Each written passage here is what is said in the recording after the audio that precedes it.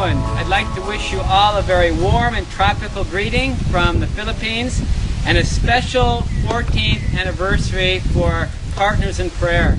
You've been a great blessing to us here in the Philippines, and I know some of you wanted to come and visit us this month, this year, and see our place here in the Philippines, but it wasn't able to push through. So, since you couldn't come here, as part of the 14th anniversary greeting to you, I wanted to bring you here to our campsite. I'm right now standing on our Santikon Malipot Albay campsite on Cagaray Island. As you can see, we're located near the ocean. It's a rather scenic area if you look around.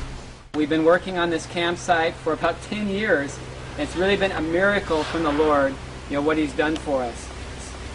Our campsite is located just off the coast of Malipot Albay, about 8 kilometers, and within 15 kilometers of the cone of Mayon volcano.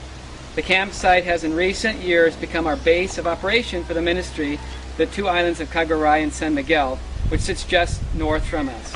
Okay, this campsite has truly been a miracle from the Lord. When we started here, we did not even have enough budget to make a small nipa cottage for the students to sit in. But when we took the step of faith to trust the Lord and start to construct things here, we saw amazingly He began to provide the support we needed to continue the construction. And you at Partners in Prayer were one big part of how He did that, and we really want to thank you. Here, let me show you just a little bit about the things that we do here in the campsite. One of the exciting ministries that God has opened up for us here on the campsite is our radio ministry. Just a couple years ago, someone in the States offered to give us a low-power transmitter to set up a radio station. And so we're now broadcasting from the island 17 hours on what we're calling Island Breeze Radio. This is what we use as our radio room right now. You'll find Babette, one of our youth interns here. She DJs every day from 1 o'clock to 2 o'clock. And besides that, she helps put together a children's program every evening for the kids who listen to the radio station.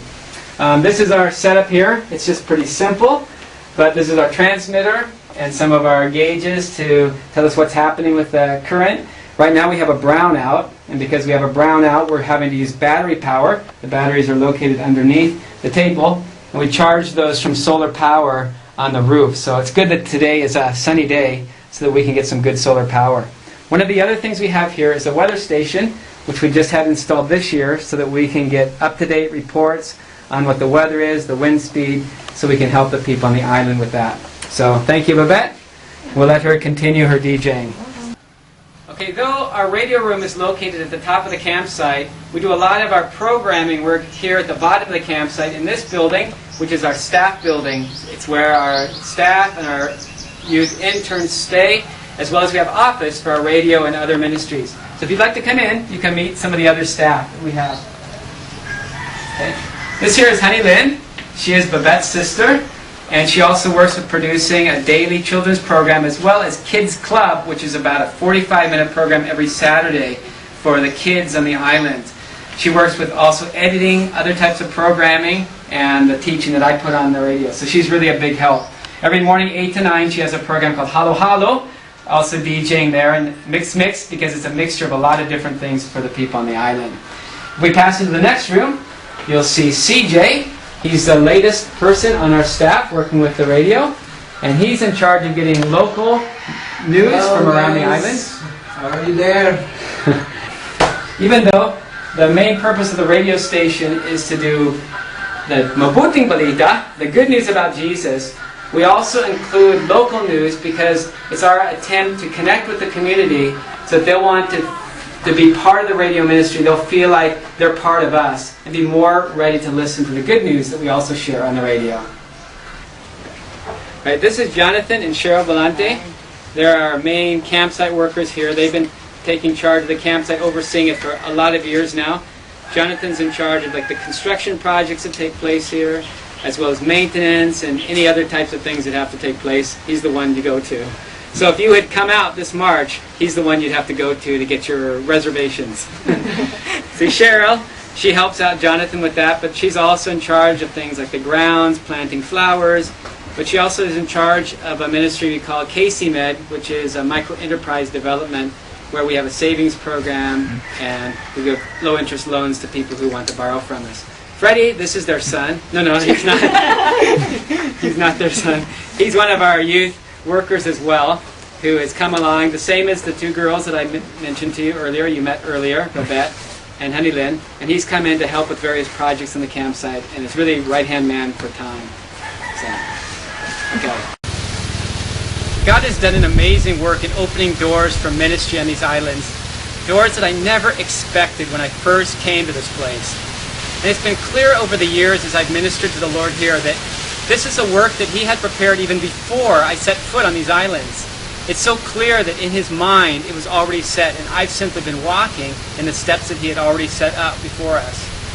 But one thing I've learned being on these islands, which I'd like to pass on to you as an encouragement also, is even though God may have a plan for our life, it requires that we take steps of faith sometimes, to go beyond what we believe that we can do, to step into the unknown and believe that God can pick us up and can carry us and can do something beyond all that we ask or imagine.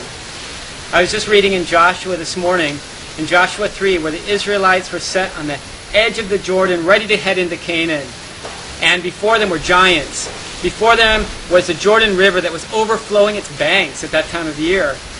And yet God said to them, don't sit back and be afraid to step forward. Don't wait for everything to be perfect before you move. He said, tell the priests to take the Ark of the Covenant, to march forward right into the Jordan. And when their footsteps went into the Jordan, this water split and left them with dry ground to pass through. And we know the story about how they conquered Jericho. And it really spoke to me that in our ministry too, we need that kind of attitude, where we know what God wants us to do, and instead of looking at all the obstacles, we take the Ark of the Covenant, the presence of God with us, we take prayer, and we just march forward, believing that as we encounter those obstacles, God is going to split the river for us, God's going to open the doors for us, and He's going to accomplish something that really gives Him glory. And I want to thank you because you at PIP are part of the ways God has worked here, through your support and especially through your prayers. I know that's the reason we've seen God work. And I want to really thank you for that. I wish I could be there for your anniversary. This is the closest as I can come, is through this video. But I want to wish you a very happy 14th anniversary and many more years of service to the Lord through the ways you partner with people around the world and there in the U.S. also. I know that your efforts are not in vain. So God bless and happy anniversary. Happy 14th anniversary! Happy 14th anniversary! Happy anniversary! Happy anniversary! Happy anniversary! Happy 14th anniversary!